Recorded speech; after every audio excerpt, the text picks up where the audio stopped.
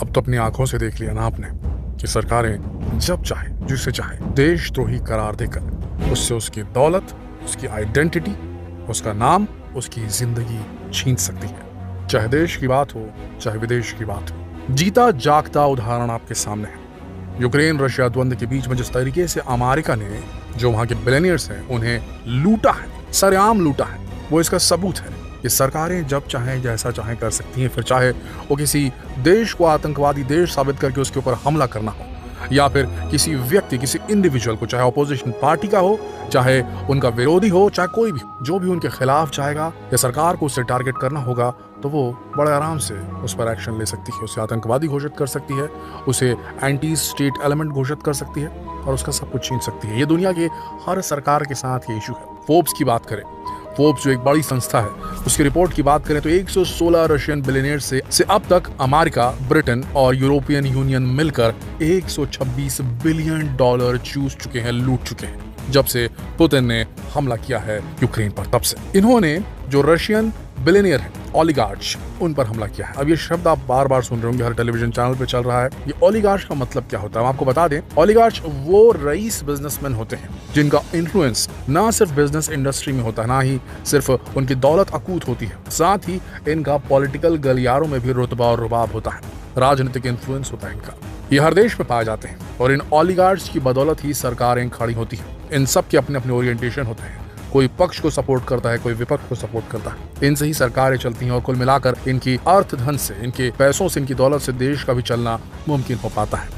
इनकी संपत्तियां कुर्क की गई हैं, इन्हें काफी सारे सैंक्शंस का सामना करना पड़ा है, सीधे सीधे इनकी सिटीजनशिप्स को टाल लिया गया पूरी तरीके से। अब जरा सोचिए, कभी ऐसा हो मत कभी, लेकिन अगर ऐसा हो गया, भारत का कुछ मनमुटाव हो गया अमेरिका के साथ में, तो क्या अमेरिका मुकेश अंबानी जी, हमारे अडानी जी, हमारे टाटा जो हैं इतने बेहतरीन जो बिजनेसमैन हमारे देश के, उनकी सारी संपत्तियां कुर्क कर देंगी जो उनके देशों में होगी या यूरोपियन कंट्रीज में होंगी? तरीका क्या है दोस्तों? ये लोग किसी टेररिस्ट ऑर्गेनाइजेशन को फंडिंग नहीं दे रहे थे, ये बिजनेसमैन, ये सरकार को सपोर्ट कर रहे होंगे जिस भी हिसाब से करते हैं। हमारे देश में चंदा चलता है पॉलिटिकल पार्टीज का, देते हैं बड़े बड़े बिजनेसमैन चंदा, वहां पर वार किया है अमेरिका ने। तो क्या ये सही है दोस्तों? आपको कुछ नाम बताते हैं और उनसे उनकी कितनी संपत्ति लूट ली गई है, और फिर भी अपने देश के प्रेसिडेंट पुतिन के साथ खड़े हैं। इनके नाम हम आपको बताते हैं, सुनकर हिल जाएंगे आप क्या क्या हुआ है इनके साथ। एलेक पेरोव, ये काफी कर्मठ बिजनेसमैन है रशिया के। किसी जमाने में ये एक ऑयल सी रिग वर्कर थे, कैस्पियन ऑयल सी रिग में काम करते थे, वहाँ के एक वर्कर थे। बाद में मेहनत करके इन्होंने अपना नाम कमाया, अपने नाम पे बिजनेस शुरू किया ऑयल का।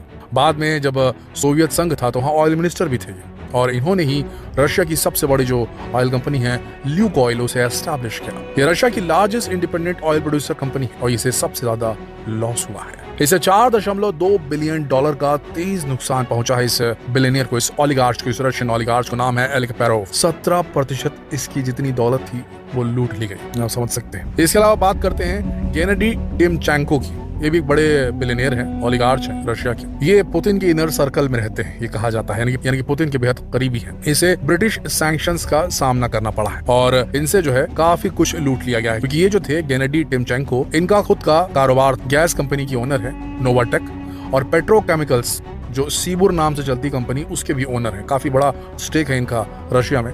इनसे भी 4.2 बिलियन डॉलर जो है वो इनकी दौलत से सीधे चूस लिए गए। काफी नुकसान हुआ इनका।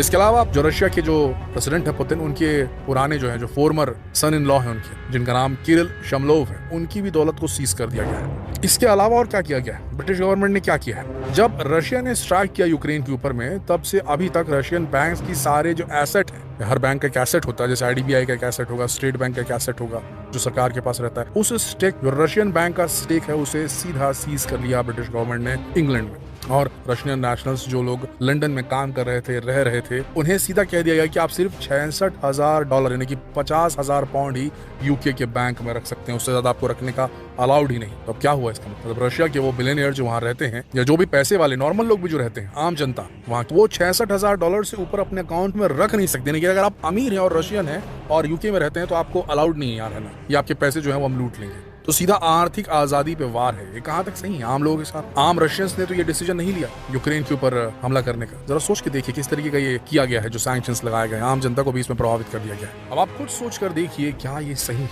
क्या ऐसा किया जाना चाहिए? क्या सीधे सीधे अमेरिका, यूरोपियन यूनियन और ब्रिटिश गवर्नमेंट ने एक साथ मिलकर इन रशियंस को लूटा नहीं?